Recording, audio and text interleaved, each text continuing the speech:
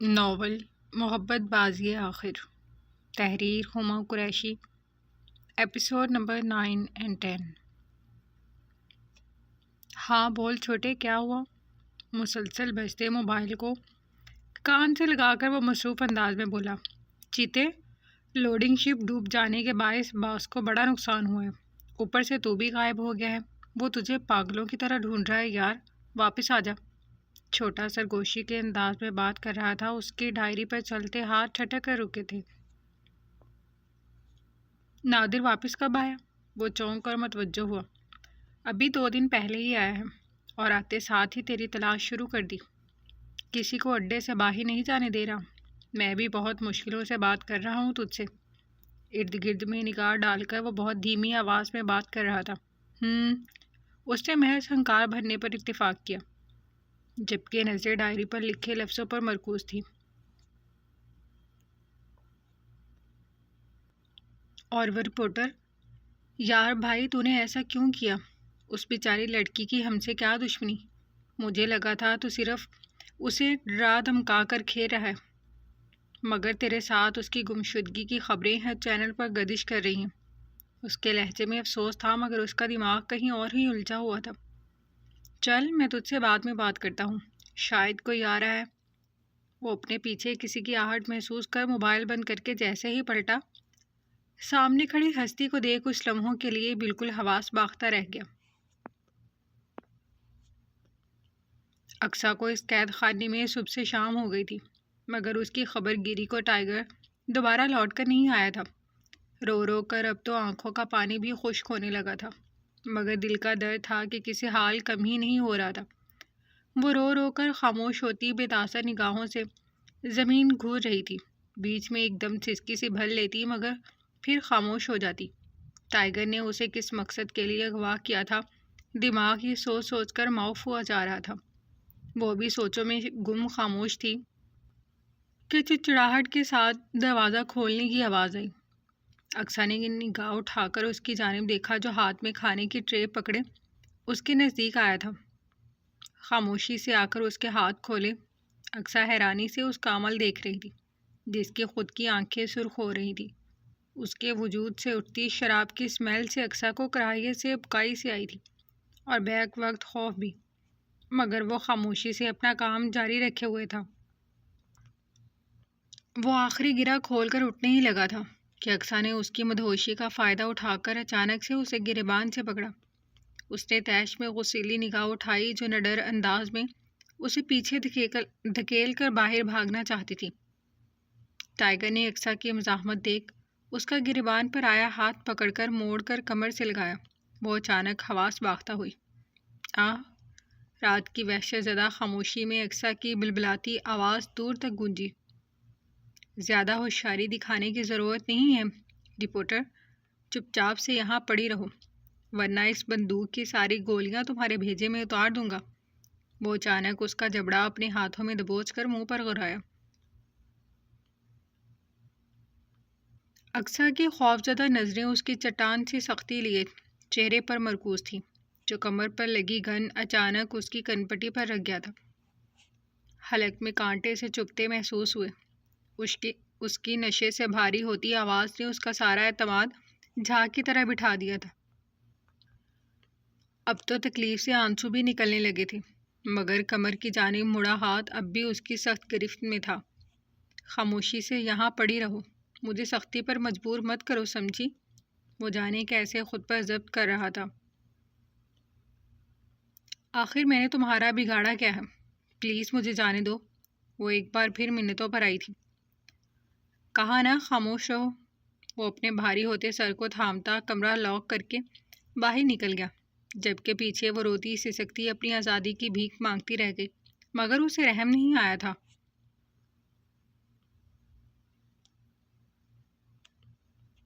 کس سے بات کر رہے تھے؟ چھوٹے نے مقابل کھڑے نادر کے آدمی کو دیکھ جلدی سے اپنے حواس بحال کیے۔ وہ ایک دوست تھے، اس نے تھوک نگلا۔ زیادہ ہیرو بننے کی ضرورت نہیں، جانتے ہو نا کہ ٹائیگر لاپتہ ہے، تو اپنا دماغ اسے ڈھونڈنے میں لگاؤ، باتیں بگانے میں نہیں۔ وہ گھور کر بولا تو چھوٹے نے جلدی سے سر ہلایا۔ چل، نادی سیٹھ بلا رہا ہے تجھے۔ وہ لمحوں کے توقف کے بعد بولا تو چھوٹے نے بھی اس کی پیروی کی۔ اس کی تقلید میں چلتے اس نے شکر کا سانس خارج کیا تھا۔ بیٹا مجھے بتاؤ تو آخر معاملہ کیا تھا؟ جب تک تم مجھے مکمل حقیقت سے آگاہ نہیں کرو گی میں انصاف کیسے دلاؤں گا؟ سیف سامنے بیٹھی لگ بھگ 20 سال کے قریب بیٹھی لڑکی کو دیکھ نرمی سے استفسار کر رہا تھا۔ مجھے کچھ نہیں پتا، بس اتنا پتا ہے میرے ماں باپ سب بے قصور تھے۔ ہمارے گھر میں آگ نہیں لگی تھی بلکہ لگائی گئی تھی۔ اس لڑکی کے قتل میں ہمارا کوئی عمل دخل نہیں۔ وہ چادر کے حالے میں چھپے چہرے پر نقاب رکھے مسلسل رو رہی تھی۔ جانتا ہوں مگر ہمارے پاس وہاب خٹک کے بیٹے کے خلاف کوئی ثبوت موجود نہیں۔ وہ شہر کے ایک نامور بزنس مین کا بیٹا ہے۔ ہم اس پر بغیر کسی ثبوت کے ہاتھ بھی نہیں ڈال سکتے۔ کجا کہ جب یہ واقعہ ہوا جب تو وہ قومے میں تھا۔ سیف نے پریشانی سے پیشانی مسل کر کہا، میرے پاس کوئی ثبوت نہیں اور نہ ہی میں یہ ثابت کر سکتی ہوں، مگر میں اور میرا خاندان بے قصور تھا۔ یہ قتل وہاب خٹک کے بیٹے نے ہی کیا تھا۔ وہ مسلسل رو رہی تھی۔ اچھا آپ روئے نہیں، ہم ان سے آپ کے ماں باپ کے خون کا حساب ضرور لیں گے اور یہی عدالت ہمارے حق میں فیصلہ کرے گی جس نے اس کیس کی فائل بند کر دی ہے۔ یہ میرا وعدہ ہے تم سے۔ وہ اس سے زیادہ تو جیسے خود کو یقین دلا رہا تھا، جبکہ وہ معصوم سی لڑکی جو اپنے خاندان والوں کے بعد تنہا رہ گئی تھی مسلسل ہچکیاں بھر رہی تھی۔ شگفتہ بیگم کی طبیعت کافی دنوں سے ناساز تھی۔ غموں کے پہاڑوں نے انہیں بستر سے لگا دیا تھا۔ دیکھتے ہی دیکھتے 2 ماہ گزر گئے تھے، مگر اقصیٰ کا کچھ اتا پتہ نہیں تھا۔ جمشید صاحب کے بعد تو سب نے اپنے ہاتھ اٹھا لیے تھے، وہ بھی صرف محلے والوں کے رحم و کرم پر تھی۔ بھابھی اٹھ جائیں، کب تک ایسی لیٹی رہیں گی؟ کیا آپ کو اقصیٰ بیٹی کو نہیں ڈھونڈا؟ جانے ہماری بچی کہاں ہوگی؟ محلے کی ایک عمر رسیدہ خاتون شگفتہ بیگم کے سرہانے بیٹھی دکھ سے ان کی حالت دیکھ رہی تھی، جبکہ شگفتہ بیگم خاموش تھی، بے تاثر نگاہوں سے چھت کو ہی گھور رہی تھی۔ چند ایک رشتہ دار تھے جو جمشید صاحب کے جانے کے بعد بھی آئے تھے، باقی کسی نے ان کی مدد کرنے کی کوشش نہیں کی تھی۔ شگفتہ بیگم اور جمشید صاحب دونوں ہی اپنے والدین کی اکلوتی اولادیں تھیں۔ ایسے میں کوئی قریبی رشتہ نہیں تھا جو ان کے بعد دنیا میں اس کا سہارا بنتا، اور اب تو انہوں نے اس کی واپسی کی امید بھی چھوڑ دی تھی۔ ان 2 ماہ میں وہ جانے کہاں سے کہاں گئی تھی۔ وہ اگر واپس آ بھی جاتی تو دنیا اسے کبھی چین سے جینے نہیں دیتی۔ وہ خاتون دروازہ بند کر کے جا چکی تھی، جبکہ وہ مسلسل چھت کو گھورتی اقصیٰ کی کبھی نہ واپسی آنے کی دعائیں کرتی آنکھیں موند گئی تھی۔ صبح کی کرنیں پھوٹتے ہی دیوار سے ٹیک لگا کر زمین پر بیٹھی اقصیٰ کی آنکھ روشنی دے کر کھلی تھی۔ ٹائیگر نے اس کو آزاد کمرے میں بند کر رکھا تھا۔ 1 ماہ ہونے کو آیا تھا تو اسے باہر کی دنیا کی کوئی خبر نہیں تھی۔ سبھی اپنی دنیا میں مگن، شاید اسے بھول گئے تھے۔ جن کے لیے وہ آواز اٹھاتی تھی، شاید ان میں سے کسی نے بھی اس کے لیے آواز اٹھانا گوارا نہیں کی تھی۔ اس کے پاس ایسا کوئی آلہ موجود نہیں تھا جس کا استعمال کر وہ یہاں سے آزاد ہو سکتی۔ اب محض اسے شگفتہ بیگم کی فکر تھی، جو اس کی طرح اس بھری دنیا میں اکیلی ہی تھی۔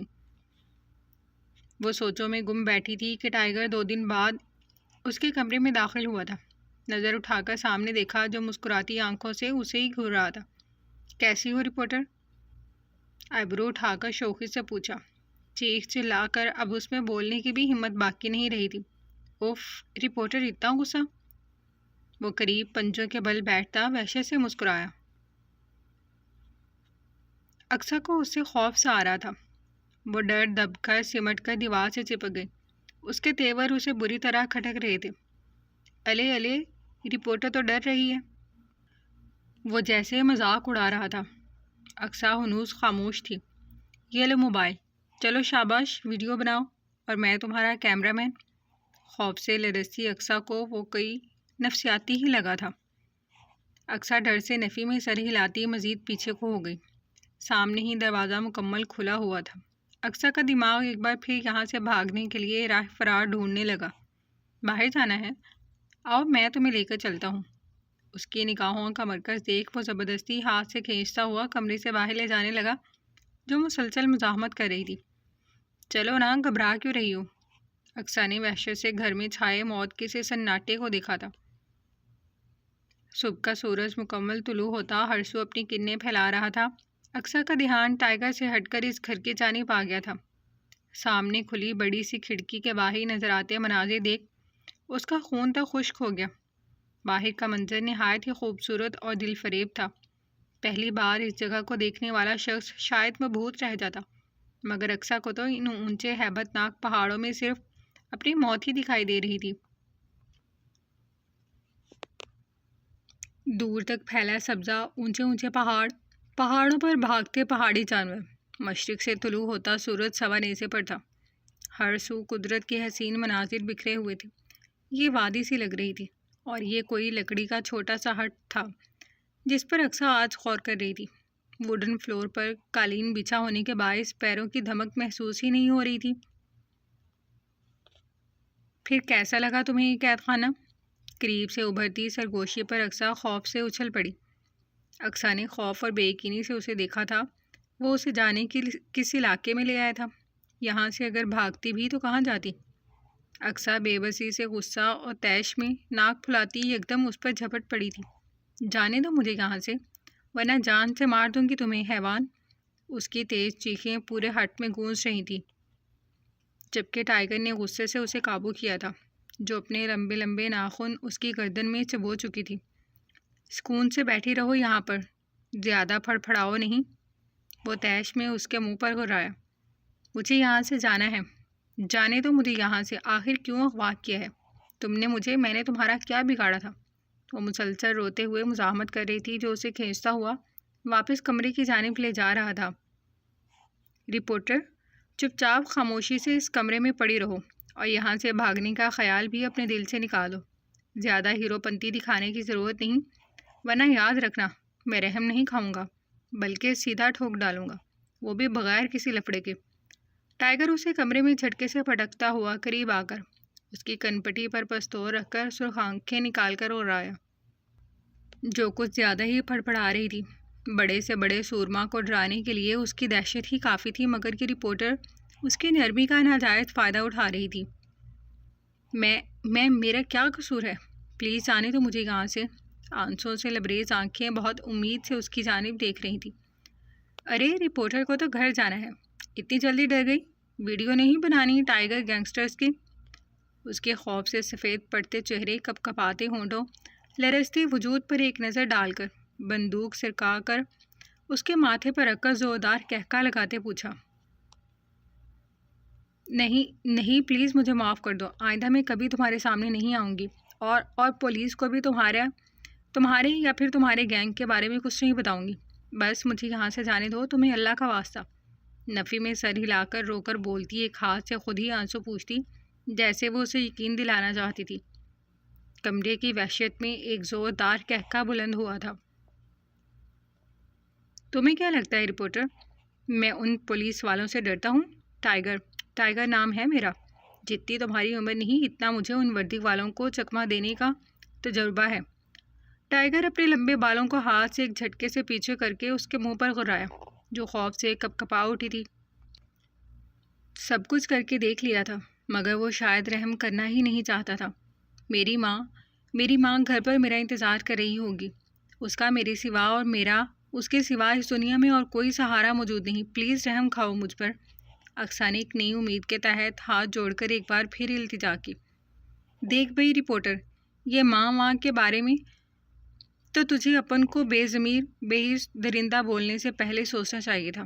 یاد رکھ تو ٹائیگر کے قبضے میں ہے، میری اجازت کے بغیر یہاں پرندہ بھی پر نہیں مار سکتا، تو یہاں سے بھاگنے کا خیال اپنے دل سے باہر بالکل ہی نکال دے۔ ایک آخری امید بھی دم توڑ گئی تھی۔ اس کی خوف سے پھٹی پھٹی آنکھیں اسے ہی دیکھ رہی تھی، جس کا لہجہ آج کچھ زیادہ ہی سخت تھا، یا پھر وہ خود اپنے آپ سے انجان تھا۔ تمہیں اللہ کا واسطہ، تمہیں تمہاری کسی نیکی کا واسطہ جو تم نے کبھی کی ہو، مجھے جانے دو یہاں سے۔ تمہارے گھر میں بھی تو ماں بہن۔ خاموش، خبردار جو میرے سامنے اپنی مظلومیت کا رونا رویا۔ وہ رو کر گڑ گڑاتی ہوئی بے بسی سے کچھ بولنے ہی لگی تھی کہ وہ یکدم غصے سے دھاڑا۔ اقصیٰ کے خوف سے چیخ بلند ہو گئی۔ جو غصے میں دور ہوتا کرسی دیوار پر مار کر توڑ چکا تھا۔ اقصیٰ پھٹی پھٹی نگاہوں سے تک رہی تھی۔ رونے کے باعث ہلکے ہلکے کانپتے ہچکولے کھاتے وجود سے پیر سمیٹ کر بیٹھی وہ اب اپنی قسمت پر ماتم گنا تھی۔ اب تو اس کی ہچکی بن گئی تھی۔ وہ سنا تو ہوگا رپورٹر، نیکی کر دریا میں ڈال۔ وہ ٹھٹک کر ٹھہرتا، قدم قدم چلتا، ٹرانس کسی کیفیت میں بولتا اقصیٰ کے نزدیک آیا، جو کسی دوسرے ہی خیال میں پہنچ گیا تھا۔ مگر ٹائیگر نیکی کر کے سیدھا کھڈے میں ڈالتا ہے، تو اپن کو یہ واسطہ نہ ہی دے تو بہتر ہے۔ ٹائیگر بے حسی میں اتنا سخت ہے کہ تکلیف میں خود پر بھی رحم نہیں کھاتا۔ تو کیا چیز ہے معصوم قیدی چڑیا؟ اس کے لفظوں پر اقصیٰ کے چہرے پر ایک رنگ آ کر گزرا۔ اقصیٰ کو وہ کوئی پاگل لگ رہا تھا جس کا لہجہ پل پل میں بدل رہا تھا۔ مجھے یہاں رکھ کر تمہیں کیا ملے گا؟ پلیز جانے دو مجھے یہاں سے۔ وہ کچھ دیر یوں ہی ساکت سے بیٹھی رہی، پھر اچانک اس کا گریبان ایک بار پھر اپنے ہاتھوں کی مٹھیوں میں جکڑ کر ڈر اور خوف ایک طرف کر کے غصے سے چیخ پڑی۔ اب بات اس کی ذات پر عزت پر آ گئی تھی۔ جو لڑکی کئی ہفتوں سے گھر سے غائب ہو، کیا اسے یہ معاشرہ قبول کرتا ہے؟ سکون ملے گا تجھے اس پنجرے میں قید کر کے۔ یقین کرو تم کسی بے بس چڑیا کی طرح پھڑپھڑاتی میرے دل کو بہت بھا رہی ہو۔ اس کا لہجہ عجیب پر اسرار سا تھا۔ نہیں معصوم چڑیا، آنسو نہیں، یہ عورت ذات کے آنسو سارا کھیل خراب کر دیتے ہیں۔ اس بار ٹائیگر ان آنسوؤں کے چکر میں نہیں آئے گا۔ وہ نفی میں سر ہلاتا خود ساختہ ہی بڑبڑایا تھا۔ تو پھر مجھے مار دو، کیونکہ اب ویسے بھی میری کوئی زندگی نہیں۔ اقصیٰ کی اب بس ہوئی تھی۔ ابھی تو بہت ضرورت ہے تمہاری۔ جب ضرورت ختم تو سمجھ لیو اس دن تیرا کھیل بھی ختم۔ عجیب پراسرار لہجے میں بولتا وہ اسے واپسی کمرے میں بند کر کے چلا گیا، جبکہ وہ دیوار سے ٹیک لگا کر نیچے بیٹھتی اس ظلم پر محض خاموش آنسو ہی بہا سکی۔ میں بھی اب خود سے ہوں جواب طلب۔ وہ مجھے بے سوال چھوڑ گیا۔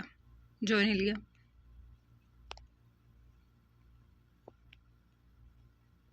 سیف بیٹا، آج شام میں فری ہو تم؟ وہ اس کے کمرے میں داخل ہوتے مسکرا کر گویا ہوئے جو پولیس کی وردی میں ملبوس تھانے جانے کی تیاری کر رہا تھا۔ جی بابا، آپ کو کوئی کام تھا؟ بتائیں آپ۔ وہ سر پر کیپ پہنتا اصلی نرمی سے گویا ہوا۔ ہاں بیٹا، میں نے کچھ لوگوں سے تمہارے لیے لڑکی دیکھنے کی بات کی تھی، بس اسی سلسلے میں جانا ہے۔ انہوں نے نارمل انداز میں کہا تھا، مگر اس کے مصروف ہاتھوں کی حرکت ٹھٹک کر رک گئی تھی۔ لیکن کیوں؟ نہایت ہی فضول سوال تھا۔ کیا مطلب کیوں؟ انہوں نے اسے گھورا۔ مطلب میں ابھی اپنی جاب میں مصروف ہوں، میں ابھی شادی نہیں کرنا چاہتا۔ وہ ذرا چڑھ کر بولا۔ کیوں بھائی؟ انہوں نے تعجب سے اپنے بیٹے کا انداز دیکھا۔ کیوں کیا؟ کچھ نہیں، بس ابھی نہیں کرنی۔ ابھی میں ایک بہت اہم کیس میں پھنسا ہوا ہوں۔ اس سے خود پر قابو پا کے صاف انکار کیا۔ ہاں تو ٹھیک ہے، ابھی چل کر لڑکی دیکھ لیتے ہیں۔ انہوں نے رسانیت سے حل پیش کیا۔ ابھی نہیں کرنی بابا، جب شادی کرنی ہوگی تو لڑکی بھی دیکھ لیں گے اور شادی بھی ہو جائے گی، فی الحال ابھی نہیں۔ وہ جھنجھلا کر انکار کرتا کمرے سے باہر نکل گیا، جبکہ وہ پرسوچ انداز میں اس کے کمرے میں ہی موجود تھے۔ ہاں چھوٹے بول، وہاں کے اب کیا حالات ہیں؟ ٹائیگر موبائل کان سے لگائے اپنے کمرے میں اوندھا لیٹا تھا۔ اچھا ٹھیک ہے، تو فکر نہیں کر، میں 1-2 دن میں خود نادر سے ملاقات کرتا ہوں۔ چھوٹے کو پریشان ہوتا دیکھ وہ آنکھیں موند کر بولا۔ اچھا چل ٹھیک ہے، تو رکھ یار فون۔ وہ فون ایک طرف پھینک کر آنکھیں موند گیا۔ یہ لڑکی تو اس کے لیے مشکل ہی بنتی جا رہی تھی۔ اب اسے سمجھ نہیں آ رہا تھا کہ اسے کہاں پھینک کر اپنا پیچھا چھڑوائے، جسے وہ بغیر سوچے سمجھے اٹھا لایا تھا۔ رات کا دوسرا پہر چل رہا تھا۔ ٹائیگر ہٹ کے اس کمرے میں داخل ہوا جہاں اقصیٰ سکڑی سمٹی سی ایک کونے میں سو رہی تھی۔ اس کی نشہ آور دوا اس پر کام کر گئی تھی۔ چند گھنٹوں تک اسے ہوش نہیں آنا تھا۔ اب وہ آرام سے اس سے اپنا پیچھا چھڑوا سکتا تھا، کیونکہ ٹائیگر گینگ کو اب اس کی ضرورت نہیں۔ اس کی مزید گمشدگی نادر کے لیے مشکلات کھڑی کر سکتی تھی۔ وہ دروازہ آہستہ سے بند کرتا قدم قدم چلتا ہوا اس کے نزدیک آیا۔ چند لمحے اس کے سر پر کھڑا رہا، پھر پنجوں کے بل اس کے قریب ہی بیٹھ گیا۔ اقصیٰ جمشید، زیر لب نام بڑبڑا کر آہستہ سے اس کے قریب ہی بیٹھ گیا۔ چند لمحے بے تاثر نگاہوں سے اسے دیکھتا۔ اس نے اقصیٰ کو اغوا کر کے کس بات کا بدلہ لیا تھا؟ اس کا علم تو اسے خود بھی نہیں تھا، وہ بس اس کی صورت کہیں کی اذیتوں کا بدلہ کہیں اور سے لے رہا تھا۔ ایک خاموش آنسو آنکھ سے ٹوٹ کر اس کے گال پر پھسلتا بے مول ہو گیا تھا۔ وہ آہستہ سے اسے اٹھاتا کمرے سے باہر نکل آیا تھا، ہٹ کی سیڑھیاں عبور کر اسے باہر کھڑی جیپ میں ڈالا اور خود واپس لوٹ کر دروازے میں تالا لگاتا فرنٹ سیٹ پر آ کر بیٹھا۔ اپنے برابر والی سیٹ پر نگاہ ڈالی جہاں اقصیٰ دنیا معافیہ سے بے خبر بے ہوش پڑی تھی۔ ایک سرد آب فضا کے سپرد کر وہ اپنی گاڑی ایک نئی منزل کی جانب گھما چکا تھا جہاں صرف راہ میں کانٹے ہی کانٹے اس کے منتظر تھے۔ اس وقت صبح کے 10 بج رہے تھے جب ٹائیگر اقصیٰ کو بے ہوشی کی حالت میں اڈے پر چھوٹے کی نگرانی میں چھوڑ کر سیدھا نادر کے بنگلے پر آیا تھا۔ واچ مین نے اسے دیکھتے ہی جلدی سے اندر بھاگ کر نادر کو خبر کی تھی جو پچھلے 1 ماہ سے زخمی شیر کی مانند اس کی تلاش میں پاگل ہو جا رہا تھا۔ چیتے چیتے کہاں غائب ہو گیا تھا تو؟ وہ ٹائیگر کو گلے سے لگا کر جوش میں بولا۔ ارد گرد میں اسلحے سے لیس کھڑے گارڈز کی بندوقوں کا رخ نامحسوس انداز میں ٹائیگر پر ہی تھا جسے وہ ایک نظر میں ہی بھانپ گیا تھا۔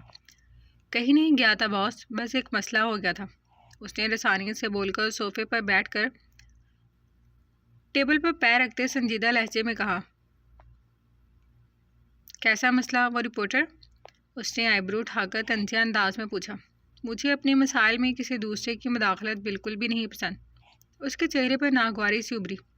نادر نے آنکھ کے اشارے سے سب کو تحمل مزاجی سے کام لینے کا اندیہ دیا۔ تمہیں کچھ خبر ہے؟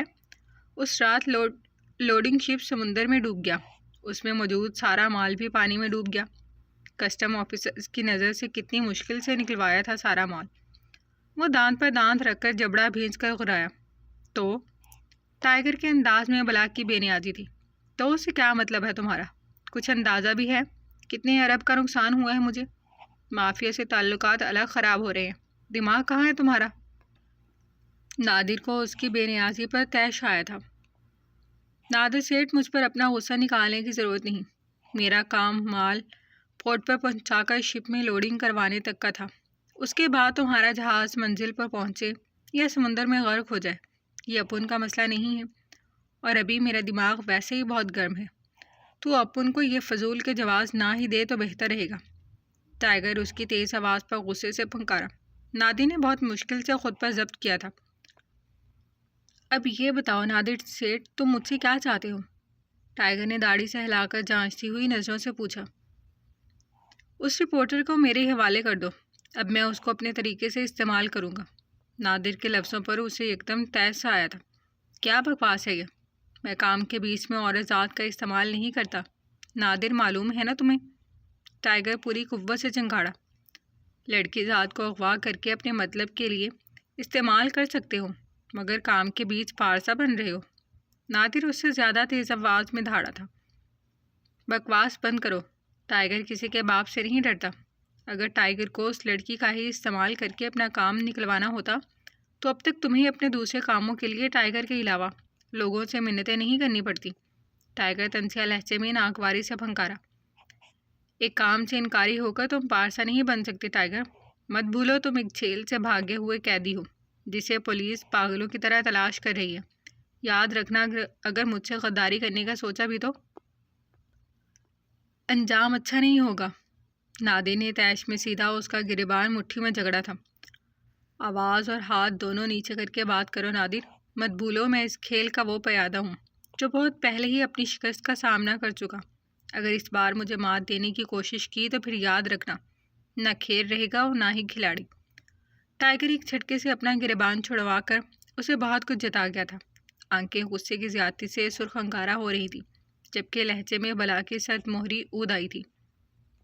دیکھو ٹائیگر، یہ سالے پولیس والے تو چاہتے ہی یہی ہیں کہ کسی طرح ٹائیگر کی دہشت اس شہر پر سے ختم ہو جائے، اور اگر ہم دونوں دشمنی مول لے لیں گے تو اس میں نقصان ہم دونوں کا ہی ہے۔ نادر نے معاملہ بگڑتا دیکھ فوراً گرگٹ کی طرح رنگ بدلا تھا۔ نہیں سیٹھ، پولیس والے نہیں، تو ٹائیگر کے ساتھ ڈبل گیم کھیلنا چاہ رہا ہے، مگر یاد رکھنا اگر قانون کے ہاتھ مجھ تک پہنچے تو لگامیں تم سب کی بھی کس جائیں گی۔ ٹائیگر بولا نہیں تھا، طیف سے چنگھاڑا تھا۔ اس 1 ماہ میں اس کے نام پر شہر بھر میں نادر کے گنڈے کیا گنڈا گردی کرتے پھر رہے تھے اسے سب کی خبر تھی۔ ٹائیگر تو غلط کر رہا ہے، اس چھٹانگ بھر کی رپورٹر کے لیے تو مجھ سے غداری کرنے کا سوچ رہا ہے؟ نادر نے سختی سے اسے باز رہنے کو کہا۔ نہیں نادر، دماغ تیرا خراب ہو گیا۔ بہتر ہے تو میرے اور اس رپورٹر کے معاملے سے بالکل دور ہے۔ وہ میرا ٹارگٹ ہے، اسے کیسے استعمال کرنا ہے یہ میں طے کروں گا، نہ کہ تو۔ وہ اس کے سینے پر انگلی ٹھوک کر تیش میں پھنکارا۔ ٹائیگر تو سمجھ کیوں نہیں رہا؟ اس لڑکی کی وجہ سے مجھے کتنا بڑا نقصان ہوا ہے۔ تو کام پر دھیان نہیں دے رہا، اس لڑکی کے چکر میں پڑ گیا ہے۔ اسے چھوڑ دے، میرا وعدہ ہے تجھ سے، میں اس سے خوب حساب چکتا کروں گا۔ وہ رسان سے بولتا خباثت سے مسکرایا۔ نادر، کہا نا اسے بیچ سے نکال دے۔ ٹائیگر نے تیش میں گریبان پکڑا تھا۔ جانے کیوں نادر کے منہ سے اکثر اسلحے سے لیس گارڈز ایک دم آگے بڑھے تھے۔ ٹائیگر، مجھ سے دشمنی بہت مہنگی پڑے گی تجھے۔ نادر کے اشارے پر سب نے اپنے قدم روک لیے تھے، مگر اس کا گریبان اس کے ہاتھ میں ہی تھا۔ وہ لڑکی مجھے دے دے اور بس قصہ تمام کر، اس کے بدلے میں تجھے کروڑ۔ ابھی نادر کے الفاظ ادھورے ہی تھے۔ ٹائیگر سرخ آنکھوں میں ضبط کی چنگاری لے کے بھڑکتے ہی اس کے منہ پر مکوں اور لاتوں کی برسات کر چکا تھا۔ نادر بکھلا کر پیچھے ہوا۔ گارڈز نے ایک دم ٹائیگر کو قابو کرنے کی کوشش کی، جس پر ایک الگ ہی جنون سوار تھا۔ اس کے پیدر پہ منہ پر پڑنے والے مکوں سے نادر بے حال سا ہو گیا تھا، مگر وہ بھپرے شیر کی مانند مسلسل اس کی دھلائی کرنے میں مصروف تھا۔ اتنے لوگوں کی پکڑ میں بھی وہ نادر کا گلا پکڑ چکا تھا، جو دم گھٹنے کے باعث گہرے سانس بھرنے کی کوشش میں مکمل وجود سے لرز رہا تھا۔ یہ لمحہ دماغ کو کہیں چند سال پیچھے لے گیا تھا، جہاں وہ آج سے چند سال پہلے بھی ایک عورت کے لیے لڑائی کر رہا تھا، مگر دماغ کے پردوں پر لہراتی تلخ یادوں کے زیر اثر وہ خود ہی حواس باختہ سا ہو کر پیچھے ہوا، جبکہ اسے پکڑنے کی کوشش میں جتے 10 سے 12 افراد اس کے سخت گرفت سے نادر کو چھڑوانے میں ناکام ٹھہرے تھے۔ ٹائیگر کے جھٹکے سے چھوڑنے پر وہ لڑکھڑا کر پیچھے گرتا، اب اپنی گردن تھامے مسلسل کھانس رہا تھا۔ ٹائیگر پر عجیب سی وحشت طاری ہو گئی تھی۔ حواس باختگی سے پیچھے ہٹ کر اپنا سینہ مسلتا وہ عجیب سی بے چینی سے دوچار ہو گیا تھا۔ وہ بے نیازی سے اسی جگہ کھڑا تھا جب گن کا ہتھا سیدھا اس کے منہ پر پڑا تھا۔ وہ گھبرا کر ہوش میں آیا۔ چند مزید گارڈز نے ایک ساتھ اس پر حملہ کیا۔ اب وہ اپنی حواس پر قابو پاتا ان سے گتھم گتھا ہو چکا تھا، جبکہ نادر صوفے پر بیٹھا گہرے گہرے سانس بھرتا ٹائیگر کی حالت کو جانچتی نگاہوں سے دیکھ رہا تھا۔ چند ہی منٹوں میں ایک زبردست جنگ کے بعد ٹائیگر ان ہٹے کٹے گارڈز کو زمین بوس کر چکا تھا۔ اس لڑائی کے دوران 2 گولیاں اس کے بازو میں پیوست ہو چکی تھی۔ ہاتھ سے بل بل نکلتا خون پوری شرٹ کو رنگ گیا تھا، جبکہ وہ سب دوبارہ اٹھنے لگے تھے، جنہیں نادر ہاتھ کے اشارے سے روک چکا تھا۔ اصل شیر سے زیادہ خطرناک زخمی شیر ہوتا ہے ٹائیگر، مگر تو شیر کہاں ہے؟ تو بیوقوف چیتا ہے، جس کی چیتے کسی نظر تو سب جگہ ہے، مگر جنگل کے بادشاہ کے سامنے تیری یہ قابلیت بیکار ہے۔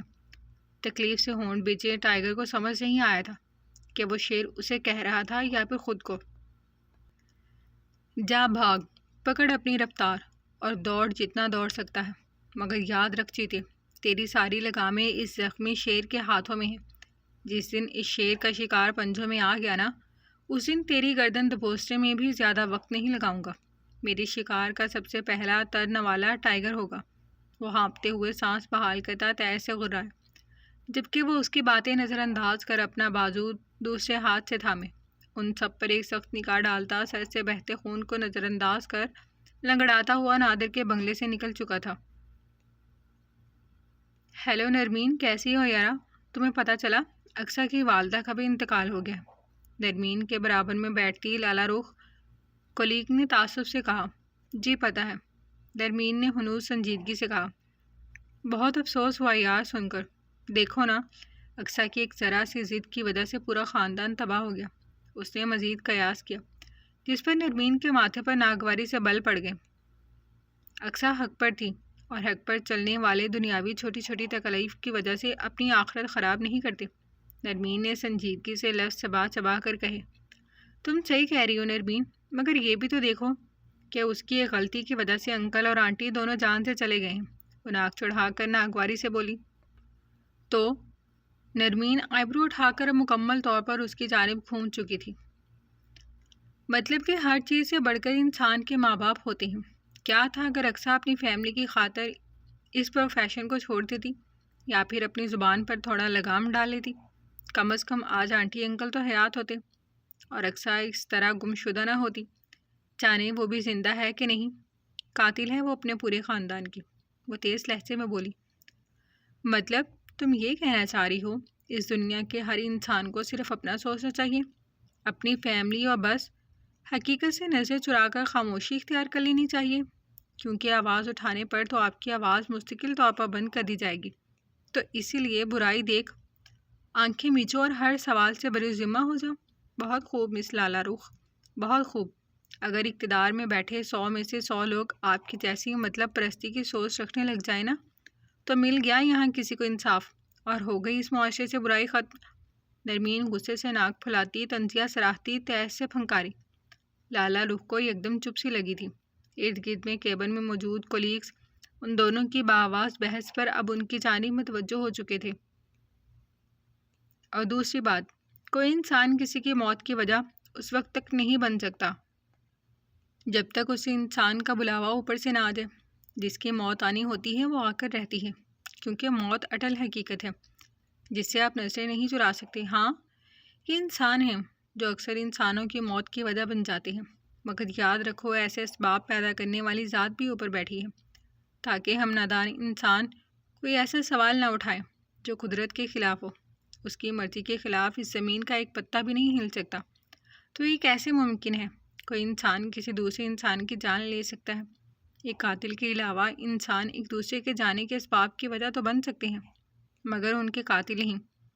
نرمین کی بات وہاں موجود تمام اسٹاف بہت توجہ سے سن رہا تھا، جو اب خاموش ہوتی سب پر ایک وقت نظر ڈال کر اپنے کام کی جانب متوجہ ہو چکی تھی، جبکہ لالا رخ شرمندگی کے باعث سرخ ہوتا چہرہ لیے وہاں سے اٹھ کر اپنی سیٹ پر آ کر بیٹھ گئی تھی۔ ابے یار چیتے، تجھے کیا ضرورت تھی نادر سے دشمنی مول لینے کی؟ تو کیا جانتا نہیں ہے اس کے ہاتھ میں تیری کمزوری تیری اصل شناخت ہے؟ اور پھر ہم جیسے جرائم کی دنیا میں ڈوبے ہوئے لوگ جب ان لوگوں کی مخالفت کریں گے تو اپنا پیٹ کیسے بھریں گے؟ دیکھ میرے بھائی، دریا میں رہ کر مگر مچھوں سے بے نہیں لیا جاتا۔ چھوٹے نے کچھ دیر پہلے ہی گرم چاقو سے اس کے بازو سے دونوں گولیاں نکالی تھیں اور اب اس کی پٹی کرتا مسلسل بڑی اماؤں کی طرح نصیحت کر رہا تھا۔ ابے چپ کر جا تو، معلوم ہے تیرے باپ کو کہ کیا بیوقوفی کر آیا ہوں۔ اب تو بھیجا نہیں کھا۔ ٹائیگر نے غصے میں اسے جھڑک دیا تھا۔ ہاں میں تو ہوں ہی غلط۔ تو میرے باپ یہ بھی سن لے، وہاں جس ماں کو تم اٹھا لائے ہو نا اسے بھی ہوش آ گیا ہے، جب سے چلا رہی ہے، کانوں کے پردے پھاڑ دیے ہیں میرے۔ اور پہلی بات، تو اسے اڈے پر لایا ہی کیوں ہے بھائی؟ چھوٹا ماتھے پر لگے زخموں کو کلین کرتا مسلسل بڑبڑا کر اسے گھور رہا تھا۔ اسی رپورٹر کا کیا دھرا ہے یہ سب، نہ میرے راستے میں آتی ہے اور نہ ہی میرا دماغ گرم ہوتا۔ صحیح کہتا ہے نادر، یہ رپورٹر ہی ہے فساد کی جڑ۔ ٹائیگر غصے سے جبڑے بھینچتا، ضرب سے دانت کچکچا کر پھنکارا۔ چھوٹے نے ناپسندیدہ نظروں سے اسے گھورا، ماتھے پر لگا زخم زور سے دبایا۔ آہ! ٹائیگر زخم کے دباؤ پر زور سے چیخا۔ کیا کر رہا ہے منحوس؟ ٹائیگر درد سے بلبلا کر بولا۔ کچھ نہیں کر رہا، چل اٹھ جا کر اپنی اس تیز ترار رپورٹر کو سنبھال۔ چھوٹا غصے سے بولتا فرسٹ ایڈ باکس اٹھا کر وہاں سے باہر نکل گیا، جبکہ دوسرے کمرے میں سے اقصیٰ کی غوں غوں کی آوازیں اب اسے بھی صاف سنائی دے رہی تھی۔ سیف تیار ہو جاؤ، ہم لڑکی دیکھنے جا رہے ہیں۔ آج شام کو سیف کے گھر میں داخل ہوتے ہی انہوں نے اخبار سائڈ پر رکھ کر حکم جاری کیا۔ ناٹ اگین بابا، وہ بیزار سا بولتا ہوا دھپ سے صوفے پر گرا تھا۔ کیا مطلب ہے؟ چلو اٹھو، فوراً فریش ہو جاؤ، 8 بجے تک نکلنا ہے، انہوں نے حکم جاری کیا۔ مگر بابا، نہیں سیف، فوراً سے کھڑے ہو جاؤ، ان کے انداز میں وارننگ تھی۔ مجھے بس 1 ماہ کا وقت دے دیں، میرا وعدہ ہے میں آپ کی منتخب کردہ لڑکی سے چپ چاپ شادی کر لوں گا۔ وہ منت بھرے لہجے میں بول کر اپنے کمرے میں غائب ہو گیا، جبکہ ان کی جانچی نگاہوں نے دور تک اس کا پیچھا کیا تھا۔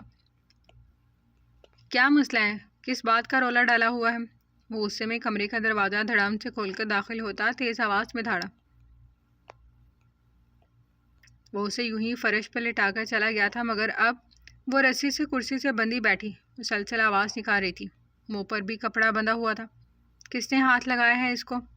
ٹائیگر نے ایک سخت نگاہ اٹھا کر ان پر ڈالی جہاں وہ تینوں سر جھکائے کھڑے تھے۔ بہت زبان چلا رہی تھی یہ چیتے، اسی لیے میں نے اس کے ہاتھ پیر باندھ دیے۔ اس کے الفاظ مکمل ہوتے ہی ٹائیگر کے ہاتھ کا ایک زبردست تمانچہ اس کے 14 طبق روشن کر گیا۔ ایک قہر بری نگاہ ان تینوں پر ڈال کر خود آگے بڑھ کر اس کے ہاتھ کھولے، جو عادت کے مطابق مسلسل مزاحمت کر رہی تھی۔ منہ سے کپڑا ہٹتے ہی وہ پوری قوت سے چیخی۔ ٹائیگر نے اس کی دلیری اور ہمت پر داد دینے والے انداز میں ایبرو اٹھائے، مگر اپنا کام جاری رکھا۔ ہاتھوں کے آزاد ہوتے ہی وہ روتی ہوئی اپنی کلائیاں سہلانے لگی جہاں اب نیل پڑنے لگے تھے، جبکہ وہ تینوں ہونکوں کی طرح اقصیٰ کی ہمت ملاحظہ کر رہے تھے۔ یہ رپورٹر جس طرح ٹی وی پر چنگھاڑتی تھی ویسے ہی ابھی بھی چلا رہی تھی۔ ٹائیگر جیسے ہی اسے مکمل آزاد کرتا سانس بھر کے پیچھے ہوتا، ان تینوں کی جانب مڑنے ہی لگا تھا کہ لرزتی کانپتی اقصیٰ روتے ہوئے جھٹکے سے اٹھ کھڑی ہوئی، اور اس کا دوسرا عمل سب کو حیرت اور بے یقینی میں دھکیل گیا۔ زناٹے دار تھپڑ کی آواز نے فضا میں ہلچل سی مچا دی۔ ہر شے اپنی اپنی جگہ پر چند پل کے لیے تھم سی گئی۔ ٹائیگر کی آنکھوں میں چند لمحے کے لیے بے یقینی سے ابھری، چہرے کا تاثر یکایک تبدیل ہوا۔ وہ جو پلٹنے لگا تھا، اقصیٰ نے اچانک اسے بازو سے پکڑ کر رخ اپنی جانب کرتے تھپڑ رسید کر ڈالا۔ فوراً سے بیشتر وہ غصے اور طیش میں اس کی جانب پلٹا۔ اقصیٰ تھپڑ مار کر خود بھی خوفزدہ ہو کر چند قدم دور ہوئی، آنکھوں میں ڈر ہچکولے لے رہا تھا۔